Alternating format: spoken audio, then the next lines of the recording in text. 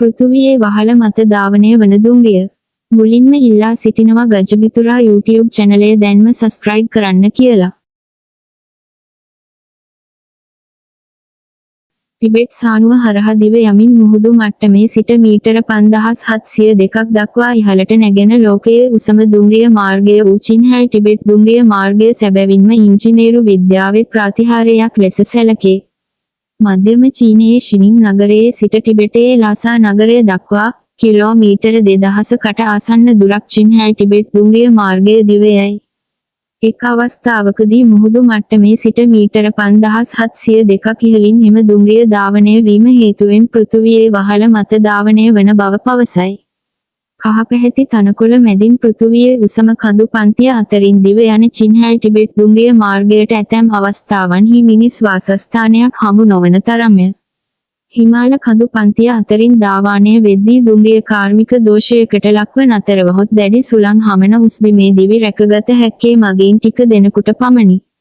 මක්නිසාද යත් පානය කිරීමට ජලය හෝ හිසට සෙවණක් ලබා ගැනීමට ගසක් හෝ ඔවුන්ට සොයා ගැනීමට හැකිවන්නේ නැත. දැක ගැනීමට හැකිවන්නේ හිමාල කඳුකරයට අවේනික ගව විශේෂයක ඇට සැකිලි සහ මාओ යුගයට අයත් හමුදා ගොඩනැගිලිවල නටබුණය. වර්තමානයේ එක් දුම්රිය ගමනකින් ලාසා නගරයට ඇතුළු වීමට හැකියාව තිබුණත් චින්හල් ටිබෙට් දුම්රිය මාර්ගය ගැන කතා කරන විට කාගේත් සිත් තුළට නැගෙන්නේ දුම්රිය මාර්ගය ඉදිකිරීමට ප්‍රථම හිමාල කඳුකරය අතරින් ලාසා නගරයට ළඟා වීමට උත්සාහ දැරූ විදේශීය පුද්ගලයන්ගේ වික්‍රමාන්විත ගැනය. එහිදී කාගේත් සිත් තුළ මුලින් මතකයට නැගෙන්නේ ලාසා නගරයට ඇතුළු වූ ප්‍රථම ඉංග්‍රීසි ජාතිකයා වූ තෝමස් මැනින්ය. ඔහු 1811 වසරේදී චීනයේ ග්වන්ජූ නගරයේ සිට කල්කටාව දක්වා ගමන් කළේය. සාओ නම් චීන ජාතික කතෝලිකයෙකු සමග ඔහු කිසිදු අභියෝගයකින් තොරව භූතාන ටිබෙට් දේශ සීමාව තරණය කළේය. මාස ගණනක් දැඩි බාධක මැද සිදු කළ සංචාරයේදී ටිබෙට් අගනගරය වූ ලාසා වෙත ඔහුගේ අවධානය යොමු විය. ලාසා යනු අපිරිසිදු දුප්පත් නගරයක් යයි තෝමස් මැනින්ගේ අදහස විය. කෙසේ වෙතත් චීනය වෙනුවෙන් ටිබෙටේ පාලනය කළ හැම්බන් ඔහු සිරගත කිරීමට පෙර සය හැවිරිදි දලයි ලාමා හමුවීමටද මැනින්ට හැකි වූයේය.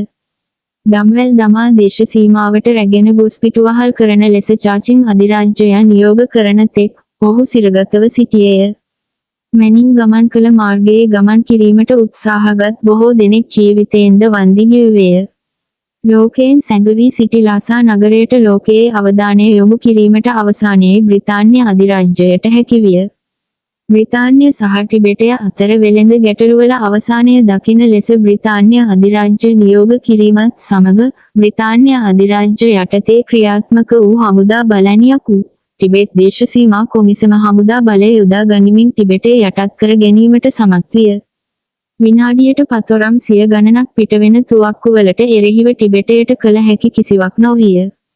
ගැටුමෙන් බොහෝ දිනෙකට දිවි අහිමි වූ අතර දිවි බේරා ගත්තන් ටිබෙට් දේශ සීමා කොමිසමට යටත් විය.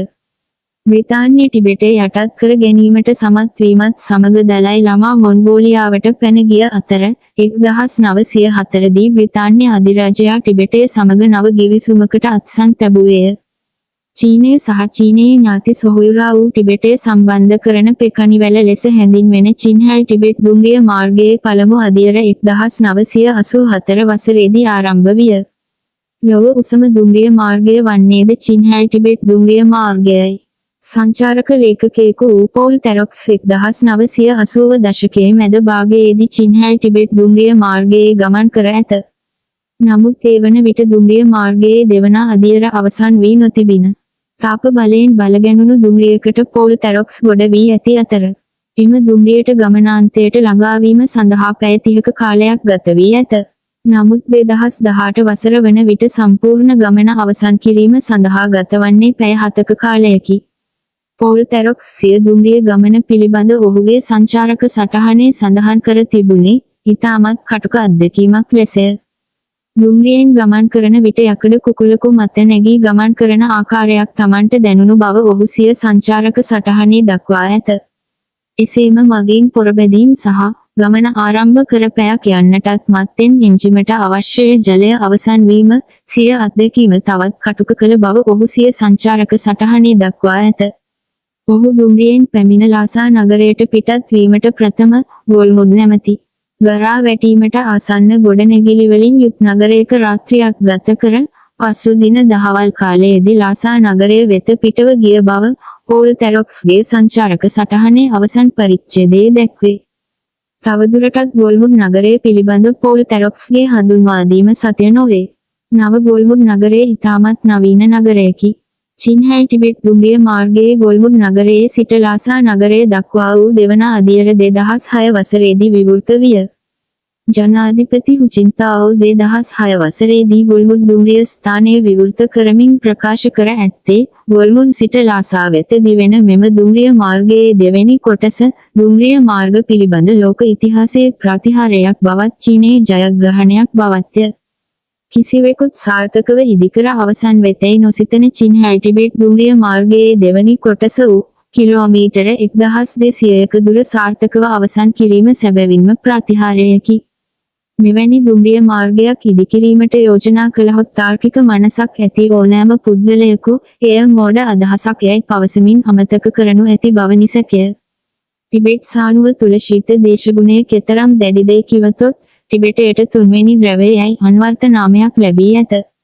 ටිබෙට් සානුව තුළ හමන සුළඟ කුඩා ළමයෙකු ගසාගෙන යාමට තරම් ප්‍රබලය. දැඩි ශීත දේශගුණය හේතුවෙන් පාදයේ ඇඟිලි කීපයක් අහිමි වීමට තරම් ඇතමෙකු අවාසනාවන්ත විය හැක. චින්හැල් ටිබෙට් දුම්රිය මාර්ගය ඉදිකිරීමේදී පරිසරය විසින් ඉංජිනේරුවන්ට විශාල අභියෝග ගණනාවක් එල්ල කර ඇත. දුම්රිය මාර්ගයේ බොහෝ දුරක් පාලම් මතින් ඉදිවී ඇත. චීනය ඔවුන්ගේ චීන මහා ප්‍රාකාරය පිළිබඳ ආඩම්බර වන ආකාරයෙන්ම ඔවුන්ගේ අහස් දුම්රිය පිළිබඳවද ආඩම්බර වේ. තවත් මෙවැනි අපූර්ව රසවත් තොරතුරු දැනගන්නට ගජමිතුරා YouTube චැනලය දැන්ම සබ්ස්ක්‍රයිබ් කරන්න.